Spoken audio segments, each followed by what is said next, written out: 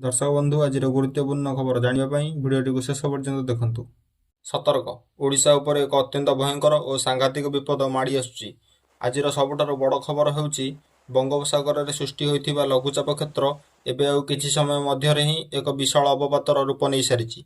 पाणीपाग विभाग IMD रो ताजा report अनुसार आसंता 48 घंटा मध्य यह अधिक घनीभूत हो प्रलयंकारी बात्या मंथारे परिणत होबार पूर्ण आशंका रही। ଏହି ଖବରକୁ କୌଣସି ପରିସ୍ଥିତିରେ ବି ହାଲୁକା ଭାବେ ନିଅନ୍ତୁ ନାହିଁ। ବର୍ତ୍ତମାନର ଗତିପଥ ଦର୍ଶାଉଛି ଯେ ଅକ୍ଟୋବର 27 ତାରିଖ ସକାଳ ସୁଦ୍ଧା ଏହି ସିଷ୍ଟମ ଏକ ଭୟଙ୍କର ବାତ୍ୟାରେ ପରିଣତ ହୋଇସାରିଥିବ। ଏହାର ପ୍ରଭାବରେ ଘଣ୍ଟାକୁ 70 କିଲୋମିଟର ପର୍ଯ୍ୟନ୍ତ ପବନ ବହିପାରେ ଏବଂ ଅକ୍ଟୋବର 27ରୁ 29 ତାରିଖ ପର୍ଯ୍ୟନ୍ତ ଓଡ଼ିଶାର ଅଧିକାଂଶ ଅଞ୍ଚଳରେ ବିଧ୍ୱଂସକାରୀ ବର୍ଷା ଆରମ୍ଭ ହୋଇଯିବ। ଦୟାକରି ଆପଣଙ୍କ ଜିଲ୍ଲା ପାଇଁ ଜାରି ହୋଇଥିବା ସବୁଠାରୁ ଗୁରୁତ୍ୱପୂର୍ଣ୍ଣ ସତର୍କତା ଉପରେ ଧ୍ୟାନ ଦିଅନ୍ତୁ।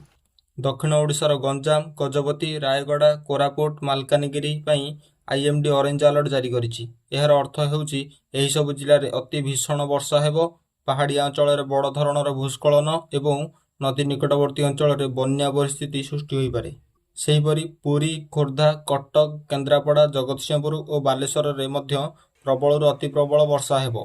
तलिया अंचल रे पानी जमी रहिबा सह गमनागमन बाधा प्राप्त हेबो। सेहिपरि कलाहांडी, बलांगीर और नुआपड़ारे बिजुली और घड़घड़ी सहित वर्षा लगी रहिबो। चाषी भाई माने तुरंत धान फसल को नहीं सुरक्षित स्थान को स्थानांतर करंतु, नचेत बड़ क्षति हेबार आशंका रही।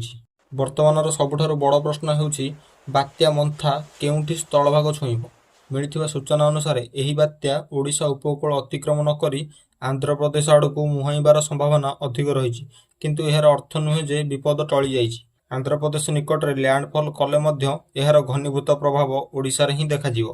विशेषकर दक्षिण और उपकूल जिले में समुद्र भितर वर्तमान 50 किलोमीटर पर्यंत पवन बहुची। अक्टोबर 26 तारिख समुद्र अधिक अशांत हेबो, तेणु समस्त माछ धराली ओडिशा उपकूल आदौ समुद्र को न जावाकू परामर्श दिया जायछि। सेहीपरि आसुथिबा विपद को दृष्टि रखी राज्य सरकार संपूर्ण प्रस्तुति आरंभ कर दैछन्ति। समुद्रकूलर लोकंकु स्थानांतर करिबा पई समस्त बात्या आश्रयस्थली को संपूर्ण प्रस्तुति करी रखा जायछि। आमर दर्शक बंधु मानकु आमर विशेष अनुरोध, जदि आपण उपकूल किंबा तलिया अंचल अछंती तेबे तुरंत सुरक्षित स्थान को जीवाकू प्रस्तुत रुहंतु। एही खबर अत्यंत जरूरी थिबारु दयाकरी एहाकू अधिकरु अधिक लोकंकु शेयर करंतु। पाणीपागर परवर्ती खबर उपरे आमर तीक्ष्ण नजर रहिछि। बात्यार गतिपथरे कौनसी परिवर्तन आसिले आमे तुरंत आपनकु जणाइबु।